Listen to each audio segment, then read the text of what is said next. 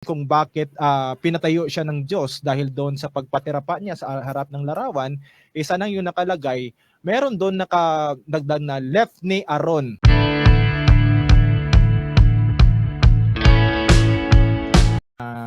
Kasi dapat maliwanag to eh. Kasi yung kadalasan na ginadjudge palagi kapag lumuluhod yung tao. Kasi kanina ilang beses din ito na mention ni attorney, yung pagluhod no sa harap ng tao or hindi tunay na Diyos or let's say yung mga imahen no ay automatically yun ay pagsamba. So ako I disagree kasi kung titingnan natin yung Exodus chapter 20 verse 5, yung madalas ginagamit no, yung Hebrew word doon na lo teshtahabi lahim, huwag kang sasamba sa kanila. Yung word kasi na testahabe ay yun ay katulad nung Hebrew word na nakasulat sa Psalm chapter 95 verse 6 na sa translation ay let us worship. Nasa ano kasi ito eh, nasa first person cohortative yung nestahabe, while yung testahabe nasa second person kuman. So kapag lumuhod ka talaga doon, tao man yon or larawan or rebulto na may intensyon talaga na pagsamba, yun ay idolatry. Now, puntahan ko yung yung pagpatapatira pa ng alagad ng Diyos na si Josue or si Joshua doon sa Joshua chapter 7 verse 6 na ginagamit ng madalas ng mga Catholic apologists, kung saan nagpatira pa si Joshua doon sa harap mismo ng Ark of the Covenant na may larawan ng mga cherubim, yung pinagawa ng Diyos sa Exodus chapter 25 verses 18 to 20. Ang sabi doon ay Vayipol Alpanab left ni Aaron Adonai, no? Sabi ng iba, yun daw ay sabi na doon sa chapter 7 verse 10. Sabi nun is get up, why have you fallen upon your face, o pinatayo siya ng Diyos kasi daw lumuhod or nagpaterepa siya doon sa harap ng imahen. Of course, titingnan natin kahit pa nagpaterepa siya doon sa harap ng kaba ng tipan. Pero doon sa verse 7, sa Joshua chapter 7 verse 7, ang nakasulat sa Hebrew is Vayomer Yeshua Aha Adonai Elohim. Ibig sabihin, yung kanyang prayer mismo, kahit pa nagpaterepa siya doon sa harap ng imahen, naka-address ito sa tunay na Diyos.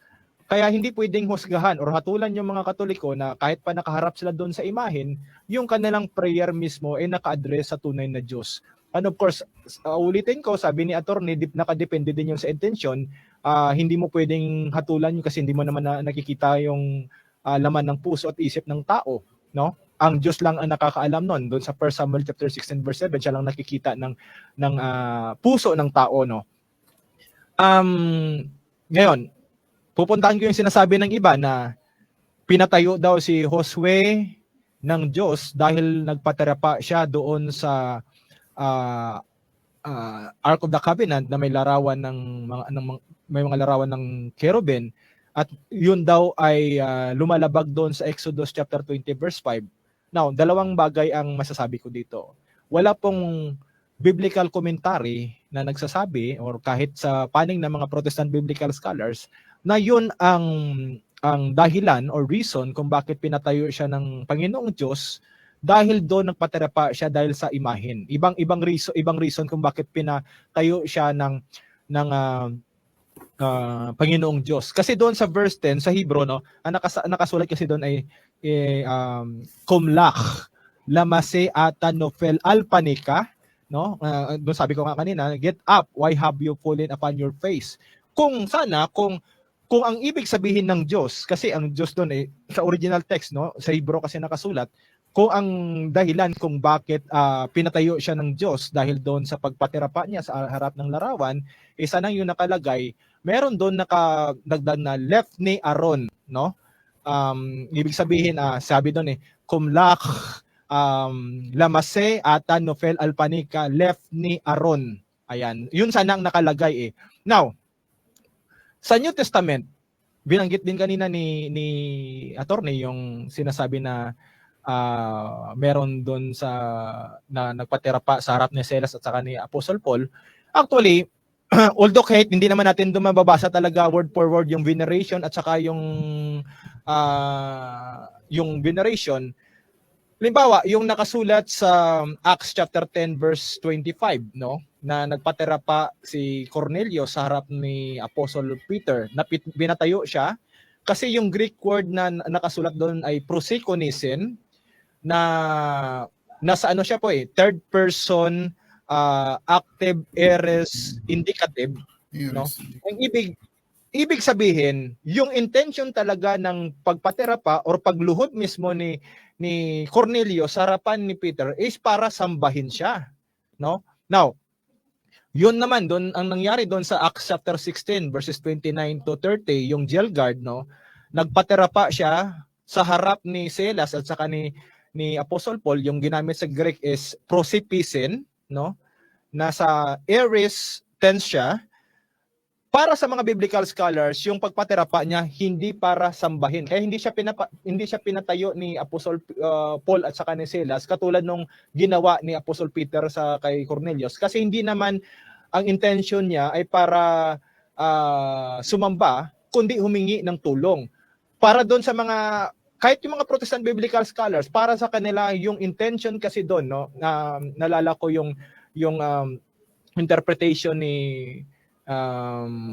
may isang Protestant biblical scholar na nagsulat ng apokrypha, no. Ang ibig niya doon ang tinutukoy niya doon ay lumuhod siya para humingi ng tulong, no. Of course, kung makikita natin, may paggalang siya doon sa dalawa. Hindi man nakalagay yung veneration o yung ibig sabihin ng paggalang, pero makikita mo doon na hindi talaga sumamba. Hindi siya pinatayo Now, halimbawa, balikan natin ulit. Hindi lahat ng pagluhod ay pagsamba. Katulad ng nangyari sa Revelation chapter 22 verses 8 to 9, lumuhod mismo si Juan sa harap ng anghel at pinatayo siya ng anghel kasi yung intention ng pagluhod niya is para sambahin yung anghel. Sa Greek is proskonisai, na sa aorist active infinitive. So, ibig sabihin, yun ay hindi, para lang kasi sa Diyos yung pagsamba. So, yung intention ng pagluhod niya is pagsamba. Now, dun sa, meron namang situation nangyari sa Old Testament, dun sa Genesis chapter 19 verse 1, nagpatira pa si Lot doon sa mga anghel, no? Sa Hebrew, yun ay yestaho, no? Nag-bow down siya, pero hindi naman siya sumamba. So nasa intention yon, nasa intention ng tao kapag lumuhod siya pero sinamba niya, yun ay bawal, yun ay idolatry. Pero kung lumuhod siya na hindi naman siya samba, so makikita natin na hindi naman kinontra yun nung yung si Silas at saka si Pablo, hindi naman nila pinatayo yung jail guard na katulad ng ginawa ni Apostle Peter doon kay Cornelius. Nakadepende pa rin yun sa intention ng tao. Ayan. So hindi ibig sabihin lahat ng pagluhod ay pagsamba.